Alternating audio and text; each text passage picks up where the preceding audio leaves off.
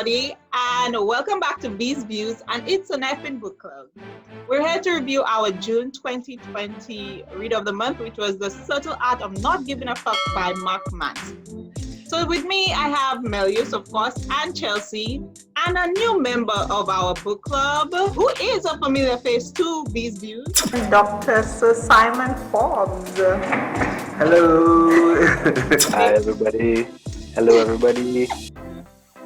So, all right, so let's get into it. All right, let me just give a little brief background on the author, Mark Manson. He's an American-born Austin, Texas man, and he's a self-help author and a blogger. And as of 2019, he had authored 3 books, two of which is The Subtle Art of Not Giving a Fuck and Everything is Fucked, which is another book I saw.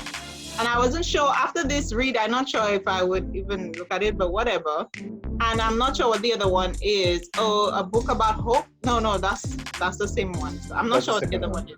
Oh, okay. So he started his first blog about dating advice in 2008. And in 2010, he started a new blog called Post Masculine, which is not a blog anymore. It's now defunct, which provided general life advice for men. And when I saw that, I thought that was really funny because you don't really see that a lot. It's usually most of the self-help, like as it pertains to gender, for women. So, and then he moved his blog to markmanson.net in 2013. And in 2015, he published a blog article, The Subtle Art of Not Giving a Fuck, which ended up spinning into the book. All right, so to me, I don't know if you saw a picture of him, but he looks like a cross between James Corden and Billy Eichner. Y'all know these two people? No. You know the late show with James Corden? He's like a chubby... Yes. Oh, He's British. And you ever seen Billy on the Street? Billy on the Street? So the two of them. Oh, okay, Yes. all right. I know. The two of them, he looks like a cross between... And when you see the pictures, you know what the fuck. So let me just give a brief synopsis on the book. So the book is a reaction to the self-help industry and what Manson thought or saw as a culture of mindless positivity that isn't always practical or helpful for most people. He uses many of his own personal experiences to illustrate how life's struggle often give it more meaning, which he argues is a better approach than constantly trying to be happy. His approach and writing style have been categorized by some as contrarian to the general self-help industry, using blunt honesty and profanity to illustrate his ideas. I think straight off the bat, that was one of the things look at the name of the book. So you know profanity would have come in the contents. Right, so for me, let's just do the overall thoughts on the book. I'll send it to you all one at a time. Melius, I'll let you go first since you read the book before everybody else. I think the book is a really honest, he's taking a really honest approach, a really realistic approach to the ideas of success and self-help and that kind of stuff. He's being down to earth. He's just straightforward, and he's telling you this is what it is, this is what it's not. And when he gets to speaking about values, what are good values and what are bad values, and I think that is something that most of the self-help industry, some of the things that they tend to sell are not necessarily things that will make you happy or things that are good indicators of success. Mm-hmm. Okay, Chelsea? I really enjoyed that book. It was really more of an eye-opener for me. And the standpoint he took on life and just what we tend to value above other stuff. You know what I mean? Like he just he just showed how much we mess up our own lives trying to fit into what society wants us to be. Try to be what society wants us to be. I mean, the first day of the book, I was already on the bus and saying I don't give a fuck to every single shit I see. Oh boy. I mean, I was just. Maybe did you tell me that wasn't you saying that, or was it Chelsea that? Yes, I said that. I said that. Oh yeah, God, that's funny. By the time I got to chapter 3, that's what was going on in my head. Let me say, from the first chapter, I'm on the bus and my wig is flying all over the place. And in my head, I would normally not want to take. Somebody wouldn't want to take out my brush, because, people watching and all that shit. I just take out that shit. I say, I don't give a fuck. Okay, my brushing. All right, gangster Chelsea. All right. So it was really a good book. It was really a good book, I must say. All right. So Simon. Hi. I would agree with Chelsea in what you said as the book being an eye opener. When you look at the title of this book, for me at least, I feel like people take the title for not what is actually in the book, and they might read it expecting something and then get a hard laugh in the face as to what he's telling us. The revelations that he's gotten based on his experience and other things that he's seen and read, etc. I think they're relevant, appropriate, especially for now, seeing all that's happening in the world, how things are changing into becoming so social in terms of the internet, right? You're seeing things, you want to get things, and then you still need to have a look at what you value, as Alvin said, right? And put things into perspective and sort of kind of move appropriately, or move appropriately, right? And what he was saying in the book, I think it's very relevant things, appropriate things, and true, right, to some extent. So it was a good book. If I had to rate it, I would give it maybe like a 9 out of 10. Okay.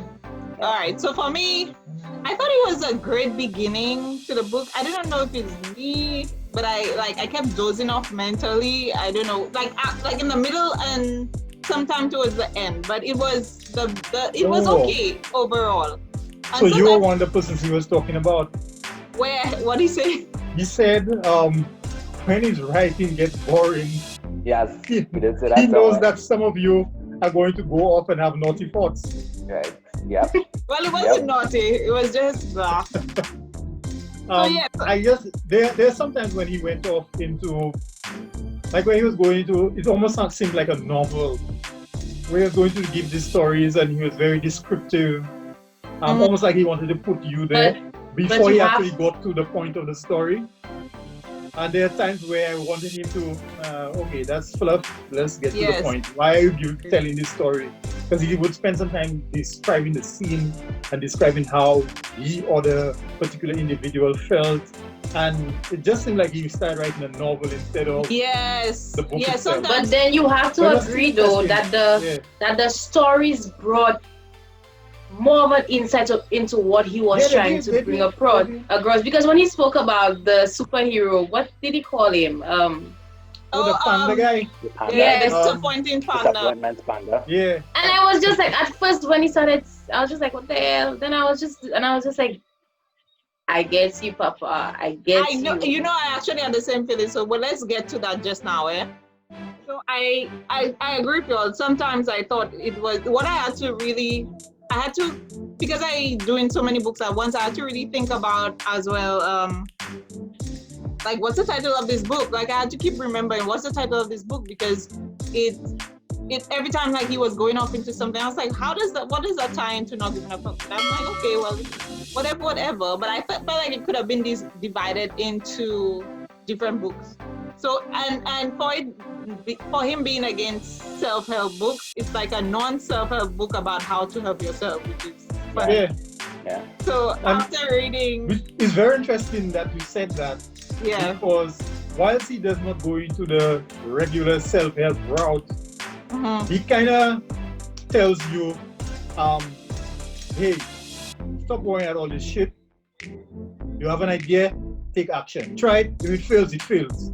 After it fails, you could move on and try something else. So don't stop worrying about all these things and just do what you have to do. Essentially, that's what he's saying. And you know, every time I hear anything about self-help or self-help book, I just start laughing because I find it very funny. Like it reminds me of Yeah, that. because the self-help, the guys built an entire industry on this self-help thing, and a lot of them are not actually qualified to be self-help gurus.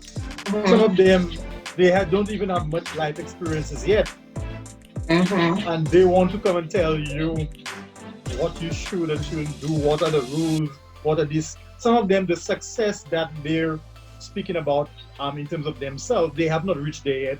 They're still True. faking it. They're trying to fake it until they make it. I'll go- But they're trying to tell you what is what, and they don't know. And some of these people don't even write from their own experiences. They hire a bunch of writers to write. So I'm like, sometimes when I read these books, I'm like I can't really feel that kind of one-on-one or that kind of connection with that book, because it's not even your idea. It's not even your story. You better relate to someone who has the same story as you. But then again, you a whole bunch of different people, their ideas, they're coming together to. But it's capitalism. True. Yeah, that's what it is, capitalism. Yeah. I've never read a self-help book in my life. And while I was reading this book, I keep thinking in my head, like, you're telling us how to not do this. I don't swear, guys. So you're telling us how to not do this.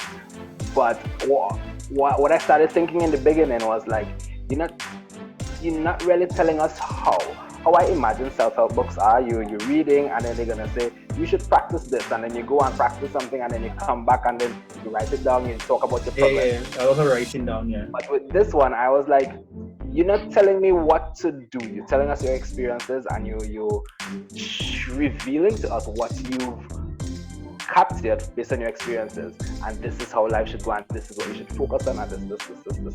But I expected that, and I was happy that there wasn't any go and write this down and come back and tell about this and tell us how this went and blah blah blah blah. Okay, so overall, tell me your score out of 10. I would give it 7.5. 7.5. Come on, I'm disappointed in you. Just because of the flop, maybe an 8. Okay, after the discussion, I'll rate it again. All right. I give it a solid. Go ahead. I give it a solid 9.5. Okay. Because let me tell you why. Okay, my girl. This book really, really, really, really got me out of that mental shit that I was in, where I gave too many fucks when I don't really have that much. Anyways, and it's that I don't even have that much, and I give it all that. Like, that book really helped me really redirect my focus on what should be my focus, not what this one says. It really helped me. Like, I really love that book, and the stories, to me, it really, even though he sort of went off track a little, but even in him going off track, the little stories that he gave or whatever, it had different meanings. It points out different views. It gave me a different standpoint. They still came back to the whole point of the book. They did, yeah. He tied it back. Yeah. So I haven't rated it yet. You haven't watched? The first time I read the book, because this is the second time I'm reading the book. The first time I read the book, I think I would have given it a 6.5. Yeah. Because the first time I read the book, I know that's strange to you. I felt like a lot of what was being said, it seemed to me that it could have been said in one chapter. Right. Okay, that's how I felt. So I felt like, why did I read this entire thing? And to me, like, the point could have been just made in one chapter. But the second time I read the book, as I read it, I began to appreciate a lot of the additional content that was there. I began to see more value in it, and I saw that I guess I'm looking at it. Maybe that's a 6 year difference. The first time I read was 5 or 6 years ago, right? And so I'm reading it now at a different time in my life. My head is in a different space and all that kind of stuff. And so, to me, I'm seeing what he has done is more nuanced in terms of going into all of this detail and that kind of stuff. And even the stories, I spoke about the stories, but the stories do add value to what is being said. Okay. And so for my second read, I will bring it up to a 9. So, all right. So there are 9 chapters, and I thought it would be cool if we just run through each chapter and give our general reactions to the main ideas of the chapter. Oh, you have the chapters separated. They am separated in my head, you know. No, let's just go one at a time, so that way we can just flow. So, all right. So the first chapter is called "Don't Try." At the beginning of the book, it talks about a story of a man who became a successful writer, and eventually, on his tombstone, he wrote "Don't try." So the guy, he embraced his loserness, and he did not. He always shared his feelings without hesitation. So the main idea he was trying to get across is that self-improvement and success often occur together, but that doesn't necessarily mean that they're the same thing. Our culture today is obsessively focused on unrealistic positive expectations. Be happier, be healthier, be the best, better than the rest. Be smarter, be faster, be richer, sexier, more popular, more productive, more envied, more admired. Be perfect and amazing, and crap out a 12-carat gold nugget before breakfast each morning while kissing your selfie-ready spouse, and 2.5 kids goodbye. Then fly your helicopter to your wonderfully fulfilling job where you spend the days doing incredible, meaningful work that's likely to save the planet one day. So when you really think about it, conventional life advice, all positive and happy self-help stuff, all we hear all the time is actually fixated on what you lack. That really hit me. I was like, oh shit, like, that is so true. It's like you and like it reaffirming in your mind, you don't have this, you don't have that. Yeah, that's what it does. Yeah. It keeps you in the rat race, essentially. So you're always running, you're always chasing after something. Yeah. And you're always chasing after something. And very often, other values like things like your family, people tend to not spend as much time with their family, with their children and that kind of stuff because they're chasing the dream. Yeah. And very often what happens is these people end up chasing their dream. They achieve their dream, but they climb that ladder by themselves. So when they get there, they achieve, they didn't bring anybody up with them. They didn't bring their family with them, have their family involved in the achieving and the realization and all that kind of stuff.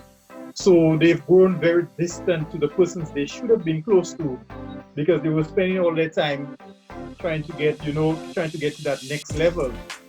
But by the time they get to the next level, all the people they would have had intimate relationships with, they don't, because they ignored them. And coming back to what you were saying, Ronnie, it lays us in on what you perceive your short personal comings and failures to already be and emphasizes on them. And then he gave an example, right? He's like, what person who truly loves themselves would stand in a mirror and repeat, I am beautiful, I am worth it, if you do not already feel that. You understand? Know that. You understand what I mean? I so when I'm just joking now. I'm just about to start praying for you because like and he's like, just giving more examples. Like, if you think that you're beautiful, why would you need to stand in front of a mirror and recite, I'm beautiful, I'm beautiful? And so that was just like, as you said, like that was like, whoa, like really, like I never thought of it that way. And that's why I had to give that book. Yeah, that's why I had to give that book a 9.5. Yeah. You understand? Maybe 9.7. You know? Oh boy, it's getting close to 10. It's getting close. I predicted that you would give a 10. The big leap will be a 10 out of 10 for me. I don't know what will. Yeah, I don't know what will like beat it right now, but they're not beating that. Nah.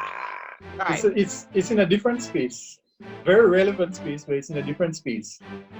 All right, so in that same chapter, he talks about the feedback loop from hell. And I thought that was really funny to me, especially as a science person, it was funny. So I knew what he explained existed, but I never had like a term for it. So basically what he's saying is that you feel negative emotions about negativity. And so you feel anxious about anxiety, you feel sad about sadness, you feel guilty about your guilt. And for those who do not know what a feedback loop is, basically it's like the output of a process affects the process. So whether it increases it, that's a positive feedback loop. And I think that's what he was referring to. and there's a negative one where the more of the output of the process, it would change the process. So okay, so let me explain. So the positive feedback loop would be like when your blood needs to clot, like it will start, the process will start, and then it, like when it starts, it's just sending more of the platelets to the area to start the clotting. Now a negative would be like, and those platelets gonna just activate more platelets, and it's right, or even like ripening fruit. Like when ethanol in one fruit starts, it will activate that in all the others. So that's a positive feedback loop. And the negative one is kind of like when we talk about the thermostat. You know, like it increased temperature, that will trigger something for you to bring it down. So when we get hot, your body starts to sweat to try to let go of the heat and blah, blah, to bring down the temperature. But I see you still remember your biology, that's good. You know, I better, you know, I spent 4 years, and, you know, but I think more he was referring to the positive type where, like, you're going through the process of feeling sad, you just end up feeling more sad. And if you end up feeling because you're feeling sad. Yeah, not only that, but not acknowledging what you really feel at that moment. You know what I mean? He says we feel bad about feeling bad, we feel guilty about feeling guilty, and we get angry about getting angry, and get anxious about feeling anxious. What is wrong with me? This is why not giving a fuck is so key. This is why it's going to save the world. And it's going to save it by accepting that the world is totally fucked, and that's all right, because it's always been that way and always will be. Not by not giving a fuck that you feel bad, you short circuit the feedback loop from hell. You say to yourself, I feel like shit, but who gives a fuck? And then, as if you sprinkle with magic, fuck giving therapy. You stop hating yourself for feeling so bad. I thought that was good. I thought it was and I mean, I know people like that, and most people just tell you don't worry about that. But it's easier said than done. I think he also mentioned that in the book. That is one of the huge things about the book. Like he's giving advice based on his experiences, but all the things that he's saying, you as a human, you always want to tend to do the easier thing, which is feeling sad about being sad, or feeling angry about being angry, or feeling anxious about being anxious. A lot of times, if I already have that level of understanding, that is where me and another person would fall into some sort of disagreement. Because again, we like to sweep under the rug emotions, you understand? We like to pretend like they're not there. Everywhere you look, like you're not supposed to cry, you're not supposed to feel angry, you're not supposed to feel sad. Like you're always supposed to be happy, like you're always supposed to be excited, you're always supposed to feel loved and all the positive emotions, but yet we forget that being angry and being sad is a part of human nature. We just can't totally ignore it, and that's what I love the most in that book. He shows us that being angry, there's nothing wrong with being angry, but it's how that anger is used. So he ended that section by saying this, the desire for more positive experience is itself a negative experience. Yeah. And paradoxically, the acceptance of one's negative experience is itself a positive. Okay. So he said, so here are some highlights of different subtleties, and he explains what not giving a fuck does not mean, right? Because a lot of the times people think like it means like I don't give a fuck. They don't care about anything. Yeah, like they don't care about it, but that's dumb. And here's a nice highlighted part as well. He said, ever notice that sometimes when you care less about something, you do better at it? Notice how it's often the person who is the least invested in the success of something that actually ends up achieving it. Notice how sometimes when you stop giving a fuck, everything seems to fall into place. Everything worthwhile in life is won through surmounting the associated negative experience. Any attempt to escape the negativity, to avoid it or quash it in it or silence it only backfires. The avoidance of suffering is a form of suffering. The avoidance of struggle is a struggle. The denial of failure is a failure. Hiding what is shameful is itself a form of shame. Yeah. Like, okay, all right, let me start. Oh, that me hooked, boy. I didn't know what was supposed to come. And A lot of things in those first 2 chapters really did blow my mind for real. yes, Because I feel like you know a lot of these things, you know you shouldn't think about a lot of these things, but then actually reading it and seeing it from his perspective, you're like, right. I think, you know what I think? I feel like we feel it. We know the feeling, but we just don't know how to put it into words and to express it. I think that's what There is a subtle art to not giving a fuck. And though the concept may sound ridiculous and I may sound like an asshole, but what I'm talking about here is essentially learning how to focus and prioritize your thoughts effectively. How to pick and choose what matters to you and what does not matter to you based on finely honed personal values. That's what you're saying, Chelsea. This is incredibly difficult. It takes a lifetime of practice and discipline to achieve, and you will regularly fail. But it is perhaps the most worthy struggle one can undertake in one's life. It is perhaps the only struggle in one's life.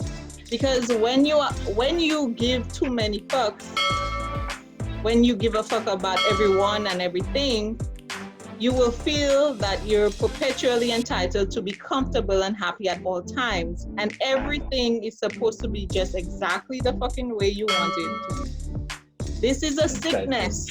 This is a sickness. And it will eat you alive. And you will see every adversity as an injustice and every challenge as a failure. Every inconvenience as a personal slight, every disagreement as a betrayal. That one hit me. Every disagreement as a betrayal. That I used to do a lot. Every time I disagree with somebody, I'm like, oh, you hate me. Oh. I used to be like that a lot.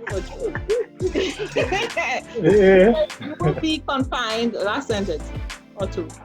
You'll be confined to your own petty, self-sized hell, burning with entitlement and bluster, running circles around your very own personal feedback loop for hell, in constant motion, yet arriving nowhere. Whew. So then he gives 3 subtleties, different subtleties that explains what not giving a fuck is. The first one is, not giving a fuck does not mean being indifferent. It means being comfortable with being different. So I knew I was different a long time ago, but then I feel like, if you don't check yourself, and you know what it is too, if you don't have people in your corner keep telling you, especially in your developmental years, and being a teenager and a young adult, they're not telling you that just be yourself and you will fall easily into like, oh, maybe I shouldn't do this and And I later on, like in my 20s, early 30s now, I realized, when I was reflecting recently, I realized how like a lot of things I do, I'll overthink, like, should I do this, should I do this? But you have to be so careful. Some people, when they see that in you before you see it in yourself, they will try to kill it. That light I always talk about, they'll see that light in you that they probably like, or they probably not even spending time again on their own light, but they focus on yours, and they'll just like kill it or dim it. And some, if you give them a little inkling that you will allow it to happen to you, they will kick down that door. Yeah, now I just like, you know what, if it's me alone on my path, fuck y'all, I have my business. Being indifferent and different. Just one thing I had to say, when I read that, I was like, that is true. It's not going around and not caring about things and not liking things or not hating them, just being caring in about the between. right things. Yeah, it's not about that. It's caring about the right thing and trying to be different.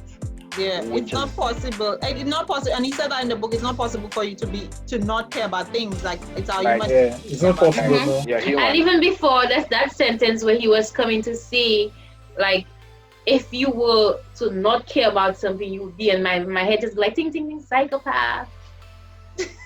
But even that is something you not care about. And I read it, and I was just like, yeah. It's like you care about not caring about anything. Yeah. Right, That exactly. you try too hard to not care, but we And I actually see Yeah. like that on Facebook all the time. I always say, like, if you don't care, why is it on here? Like, why am I reading this? Is it okay? Like, I don't, and I just have to, I just have to fight the urge sometimes. I just want to post things about I going through, like, as it pertains to like other people and emotions. I was like, you know, I don't give a fuck. I don't care. And that's all that is, just stuff. It's like, you don't need to get about that. And unless it's like something on my heart, like I have a word, or, you know, that's what I put here for, you know. So I'll say it, but okay, let's go into the next one. Second one, he says, to not give a fuck about adversity, you must first give a fuck about something more important than adversity. And then he gives a story about the older lady. Oh, no. Is that why he gives a story about the, oh yeah, he gives a story about the older lady at the grocery store quarreling with this guy over a 50-cent coupon. Yeah. Or whatever. And then like you he have was just saying, like, when you don't have things, you don't have real things, you end up giving a fuck about little stupid Foolishness. things. You have to Yeah. manage your fucks, as you say. especially when I was reading that part of the book, I was thinking about when I was going to school. Understand? A lot of people know me that I had it really hard trying to finish school, and I had help here and there, whatever. But if I had to just stay back and look at my present situation, I would have given a fuck about things that I shouldn't have given a fuck about when my greater goal was. You understand? My bigger goal was, my focus was. You understand? That would have taken me off track if I had to care or give a fuck about people saying hurtful things to me. So the third one, he says, whether you realize it or not, you are always choosing what to give a fuck about. So that's the second one. Yep. He said, as we get in this point, he says about as we're getting older, you solidify your personality, and that's so true to me. And that's why I think like it's important to seek advice, as I said a while ago, from older people or people who've been where you want to go because they've already been there. Experienced people. Yes. I would say. I wouldn't say older people, but experienced But I'm talking people. about also in life, because at 30, there's some older people who are clueless as well. Well, it's true. But what he was saying in the book was, as you get older and your personality solidifies more, that's a natural thing for most people. They'll be like, most people, but they don't care about they care about when they were a teenager. He said, chapter 2 is called Happiness is a Problem. And when oh my God, I think this was that was my favorite chapter, and that was it for me. Like, that was the pinnacle of the book at the beginning. So in this chapter, he's basically speaking about how our happiness comes from solving problems. And for a second, I was like, but I get what he was saying eventually, like, because problems are inevitable in everybody's life. It's another way of saying that the journey is more important than the destination. True. It's the climb. Miley Cyrus said. So whether you spend your life like in a cave or not, you always going to find problems. Like, it's always going to come to you. So I always thought that was a fascinating thing about life. When I found that out. Yeah, it's true. Because if you're in a cave, you're probably thinking, your whole life. I would prefer that stone there, I don't want that stone there, I want it over there, you know. But anyway. Or even natural, supernatural things. You stay at your home your whole life, an earthquake will come, something will come. You will have a problem. You will have some challenge. And as you said, it's the journey. And then that is where he got into the misadventures of disappointment partner. And basically, disappointment partner is like a constant reminder of how we are not making the right decisions for our happiness. So like, he comes in and he tells you, like, that new car you have not going to make your kids love you better. No. Like, it's just very blatant. I think that is funny. Yeah, but the interesting thing is that as you get older, you realize that shit happens. Mm-hmm. And whether you want it to happen or not, it will happen. You have no control over it. But at the end of the day, it's always how you respond to it, which is something he says in the book as well. It's always, and he mentioned, I'm not sure if he mentions that in this chapter, the idea of, is the world on top of you or are you on top of the world? I'm not sure which chapter he mentions that in. I don't remember that. Yeah, but he mentioned that, and he was saying that whether the world is on top of you or you're on top of the world, it still goes back to how you're responding to your situation. That's the essential thing either way. And he's saying for people who are entitled, they have the same reaction no matter where they are. So whether the world is on top of them or they're on top of the world, they still have the same reaction of shrugging responsibility and blaming other people and putting things in terms of outward and not taking responsibility for their life and so on. So this part where he says, let me read. He says, happiness comes from solving problems. The key here is solving. Lord. If you're avoiding your problems or feel like you don't have any problems, then you're going to make yourself miserable. If you feel like you have problems that you can solve, you will likewise make yourself miserable.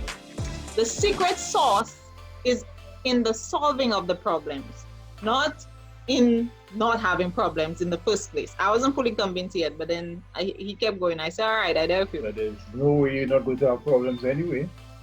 Yeah. So he says to be happy, we need something to solve. I was like, I say happiness is therefore a form of action. I was like, okay. It's an activity, not something that is passively bestowed upon you, not something that you magically discover in a top 10 article on the Huffington Post or from any specific guru or teacher. It doesn't magically appear when you finally make enough money to add on to that extra room in the house. You don't find it waiting for you in a place, an idea or a job, or even a book for that matter. Happiness is a constant work in progress because solving problems is a constant work in progress. The solutions to today's problems will lay the foundation for tomorrow's problems, and so on. It made me think about how I used to get excited about math exams, right? Like anytime I had math exams, like I feel like that same feeling of solving, like my happiness came from when I was doing the work, like actually solving it. So Like, Simon so- looks very concerned about you. No, but listen, First time I've ever heard that. There's something deep coming. Hold on. I'm waiting. Like, so when it used to come, I used to be like, what problem do I need to solve? Because, I knew the layout of the exam, CXC exam. I knew the layout. I knew what the question ones look like, question 8. I knew what I would choose if I get it in the last two, in the second section, whatever. Like, I like it to me like a puzzle. So I was really excited to see the outcome. So, however, though, if I had not invested in the tools and the skills that I needed, I don't think it will be that exciting. And I think that's what happens with people just for math as well. Like, because I think it's hard because they're not really equipped to go do. I mean, I'm not saying math is not something that, everybody can't do it. I feel like if you put your mind to it or whatever. But I feel like that is why we should constantly look to seek understanding in situations so that the next time or when something similar comes around, like you're more prepared. So some people rather just stay like in that feedback loop that he was saying, like you sad about it, like I can't do math, I do math. Like I think it's that kind of feeling when he says about solving problems, like you going through it, but you have to invest in the skills and the tools you need. You have to equip yourself in order for you to solve these problems. And I think that's why he kept saying that it takes a long time. But do realize that while you're solving a problem, especially when you get close to actually solving it, that makes you very happy, You know when you try and solve something and you actually get through, when you actually get through, how excited you get. Yeah. That's never happened to you all. Hell yeah. You get so excited that you actually have done this, and look at it, you feel so proud that you solved this, That's what I think V was excited for. That excitement of solving the problem. He's excited for the excitement. I'm like going through I could it, see him screaming around the place, I can do it. Yeah. And that's where happiness comes from, because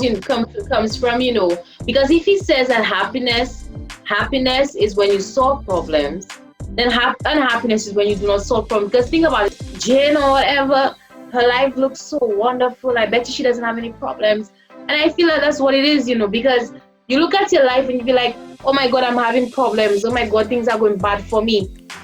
but you do not take the time to acknowledge the problems, first accept the problem, and then try to solve it. You just stay and cry about having a problem. Just stay and worry about having a problem instead of trying to fix that problem or overcome that challenge.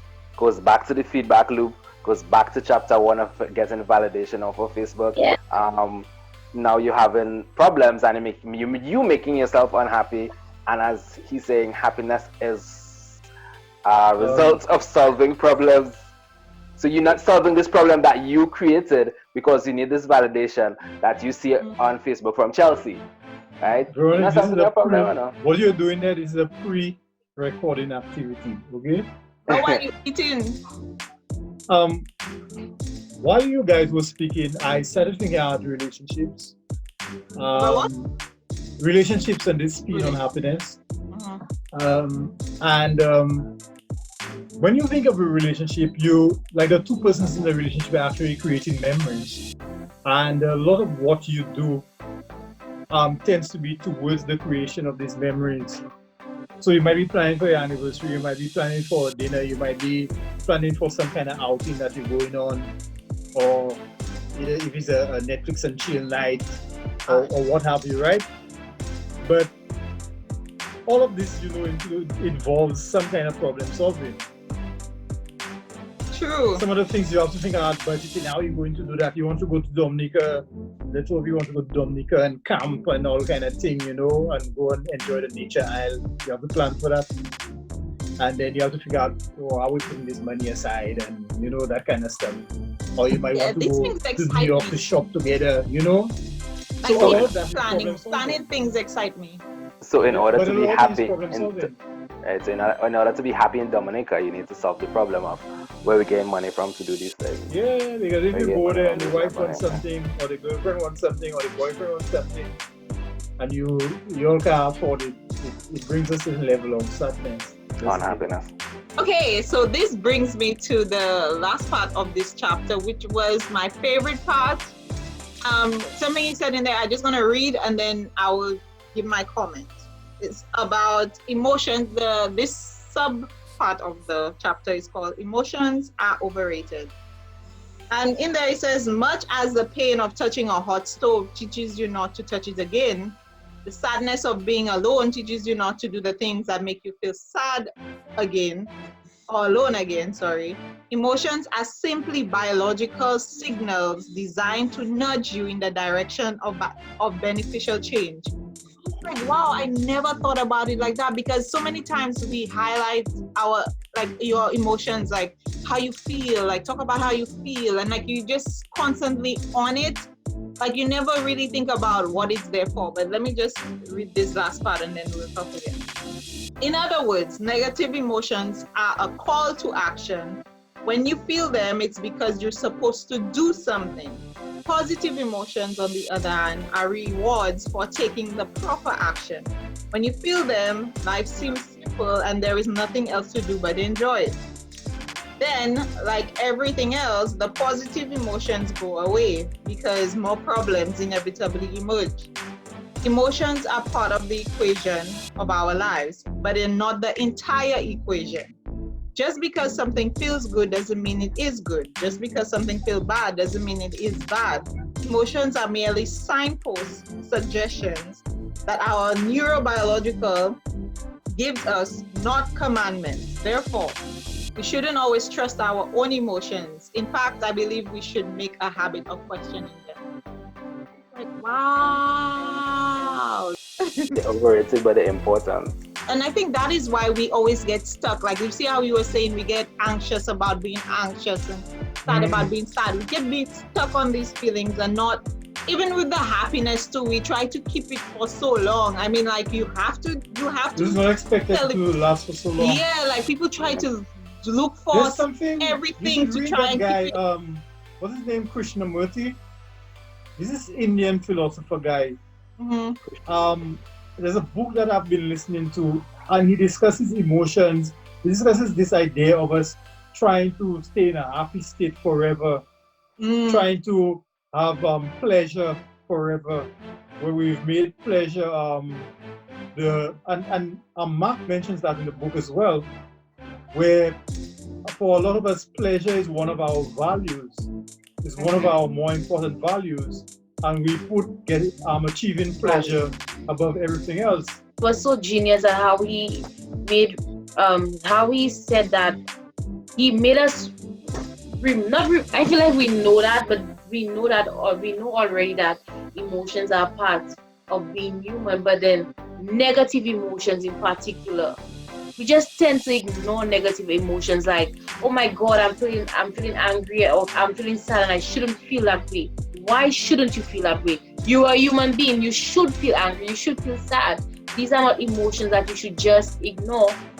And not you, like, we take the emotions and we feel like they're not good when they are good, and they're supposed to cause change, and they're supposed to make you better. Because a lot of times we are taught by society that we should not be angry, or we should not be sad, or mention a lot pride. of times what we've been taught actually encourages us to stay away from these emotions. Don't get angry, just smile and wave.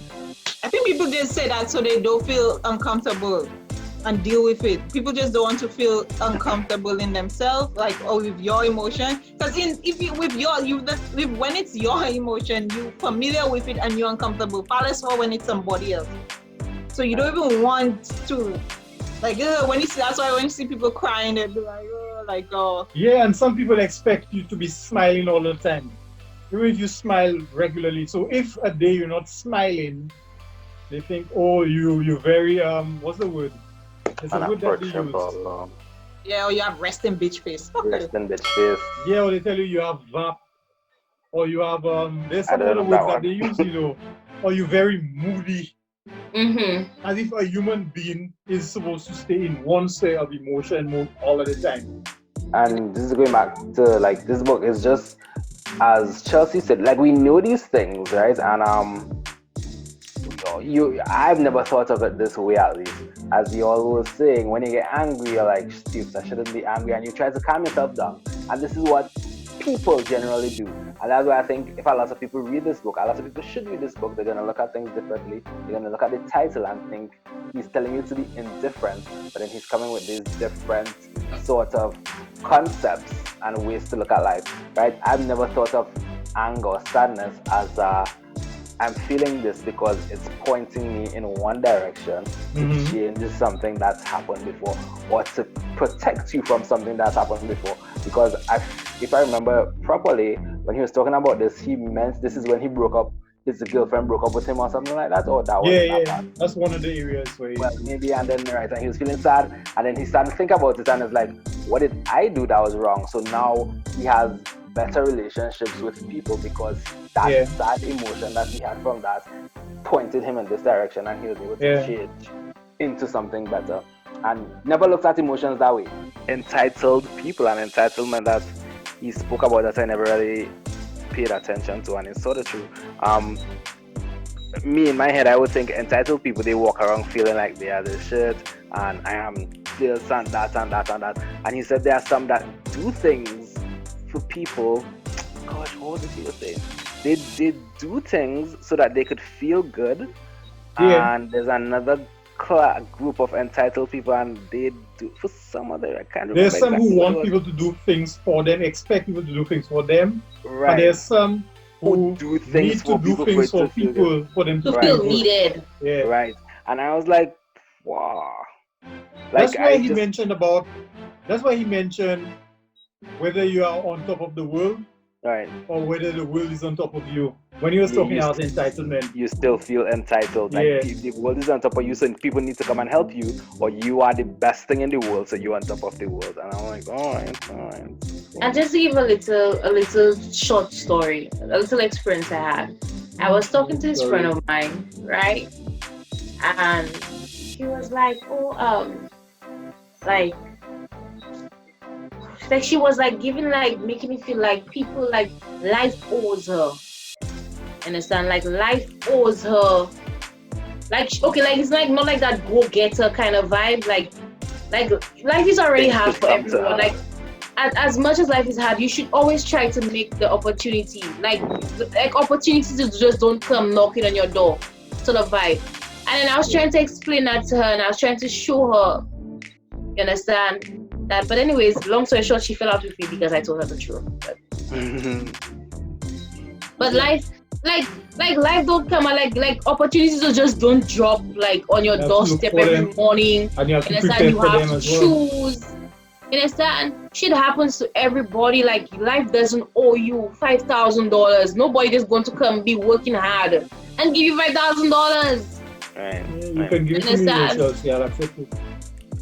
Right. I Yeah. have that. Trust me, not even 25 cents. When you say that, that's why I looked at it. They are the entitled people that are rich, and then there are the poor people that are also entitled. I mean, And that's Yeah. the worst to me, you would mentality never to have. think that poor people would feel like they're entitled, but they Yeah, feel like you would never think you that. should give me things. You should give me things.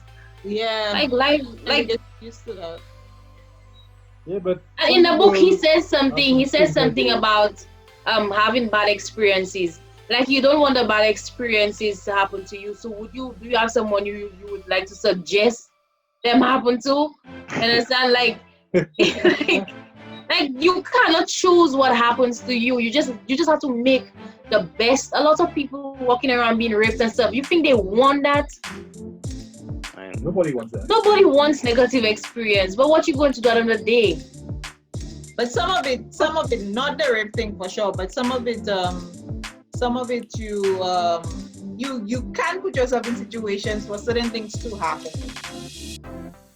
Like you cannot expect to not to do something and not expect something negative. Like you expect to go steal or go do something in somebody's house. Don't expect to get shot. You understand? Yeah, That's agreed. entitlement for sure. I'm noticing a Right. theme here. You said short. Okay. All right. And also, one more thing in the book I wrote it down. He says certainty is the let me get it right. Yeah, that's the I we're know talking about it's the there. second value. yeah. Also, He we says on the certainty. He says certainty is the enemy of growth. Yeah, that's when you have to. Yeah, because the second value is uncertainty. Why I don't When remember you none of accept these uncertainty. things? He was He says living. Because certainty is the enemy This is of when growth. After you If just you stop really and have think naughty about thoughts. it there, yo, if you just really think ignored about everything else in the it, book. yo, I was like, certainty is the enemy, bro. I have it already. I finished it up. Like, why? When that man said that certainty is the enemy of growth, I was just like, shit, marry me today. Yeah. The man is married. Calm it down. Okay. Calm it I down. But think- anyway, getting back to reality. Yes, please, Albinus, Yeah. because I know nothing now. Y'all take over. The man said on the entitlement thing, he made a very important point that anti-entitlement is necessary to success. Yeah. You heard when he Wow. said that? Well, read that? You read Wow. Can you please send that in a group? I want to save that. Again, what he that? said? Anti-entitlement is necessary to success. Humble When he made that yourself. statement, I was like, whoa. Humble yourself. Yeah, whoa. It's either you Basically, go you're get not that shit. expecting the Actually, universe to do anything for you. Right. You don't You feel go like and do you have things to for want to yourself. solve people's problems. So To you're feel not good. going into any of that crap, Right. right? But you're being responsible for your problems and you're doing what you have to do to develop yourself. Nice. Yeah, but he mentions 5 values. Well, 5 things that he was suggesting that are good values. Because he mentioned things that are poor or bad values. So chasing pleasure is one of them. I don't remember the other one. Oh, So here are 5 values he mentioned. Responsibility, which is taking responsibility for everything that happens in your life. Okay, so you're saying that's a very good value. Uncertainty, which is what Chelsea mentioned, that is important for growth, where you never get to the point where you think you know everything or you think you've reached the pinnacle and that's it. You remain uncertain about things, so you continue to ask questions, continue to doubt, you continue to question things, and that's how you grow and that's how you develop.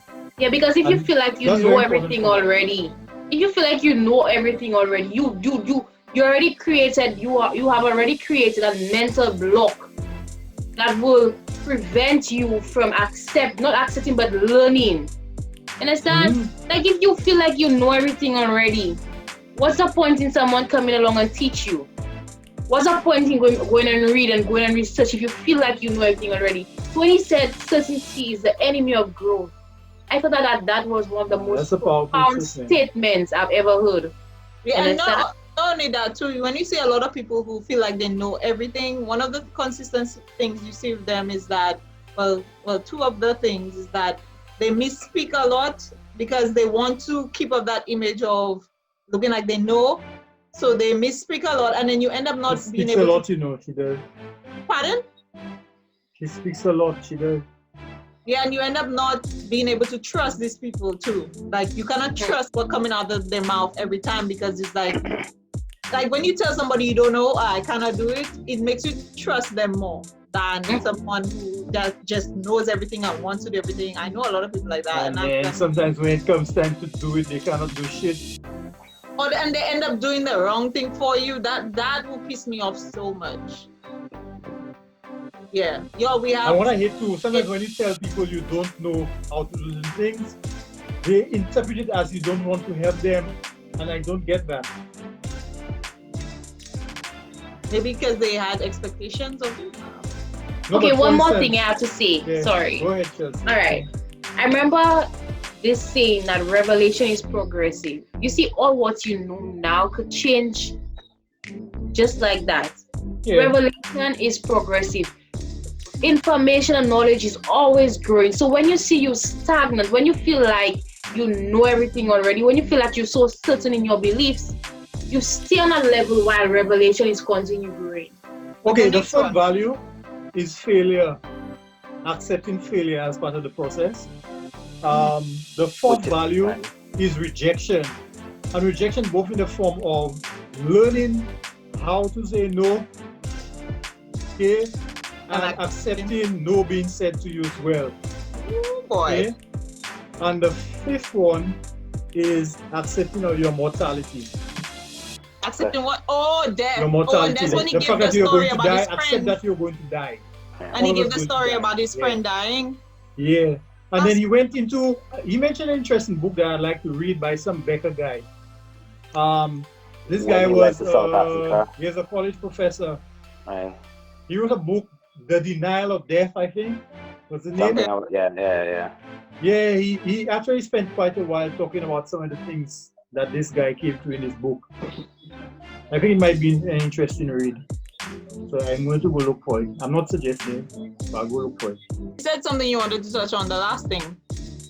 About when he speaks about when he ties in not giving a fuck in a relationship. Right. Understand?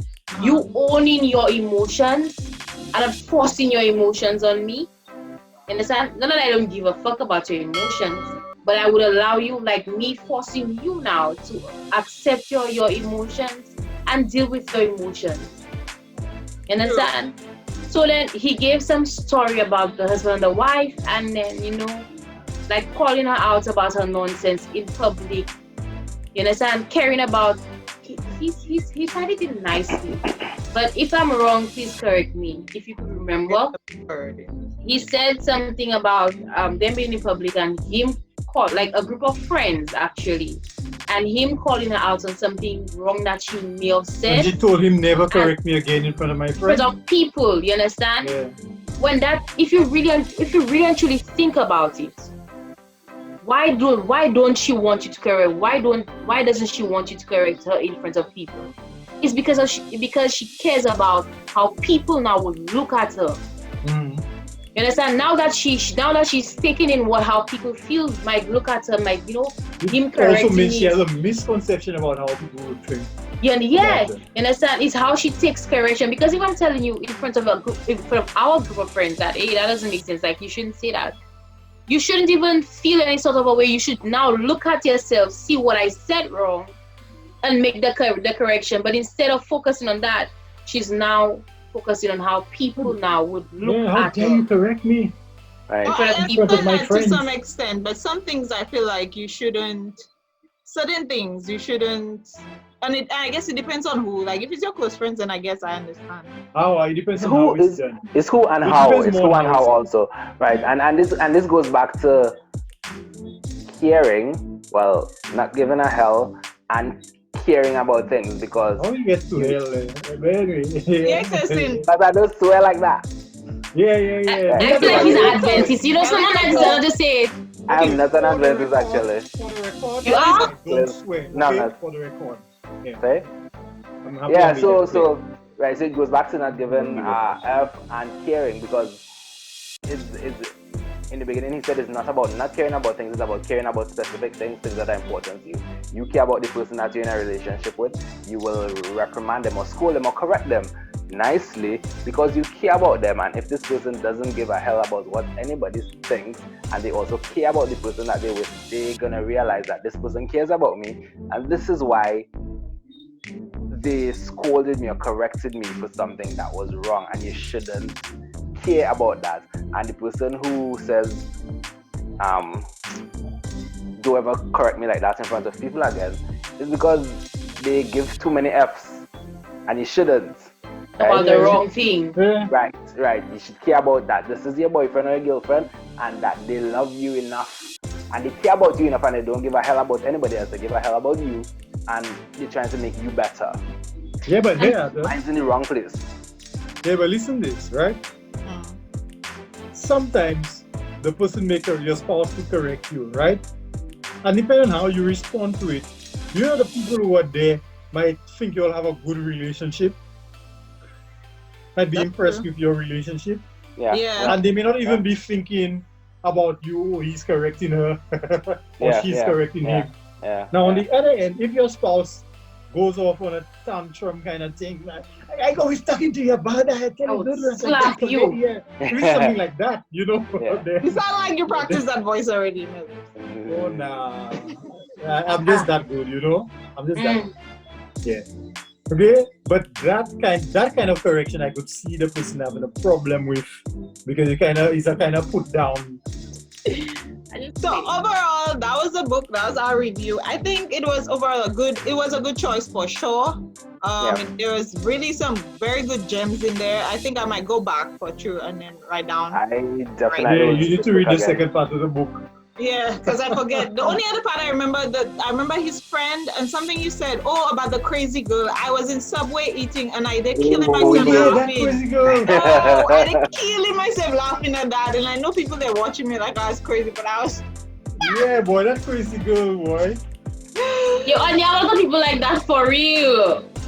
It's amazing that there are people like that on it for real. It's like you only see these things in movies, but they're like. And she was an example of one of those that white, kept saying was happy. So what's up? Okay, so for next month, which is July 2020, Chelsea is giving our suggestion. So Chelsea, what are we doing? What are we reading? Let me tell you what we should read there next. The 48 Laws of Power. Yo, shit, that I like that. I'm not yet done that book. I kind of read that already, but anyway, if you want to read it is a good book, you know. And then also when I read that book, I'm like, oh yeah, you understand? So I'm playing the same game. Like, yeah, it makes you understand certain things about life, about power, and about manipulation. Okay, so that was our review of the book, The Subtle Art of Not Giving a Fuck by Mark Manson. Let us know what you think. Give us your comments down below. Read the book and let us know what you think. Share this video if you care. Thank you for watching and keep your intentions pure, as I always say. Bye-bye.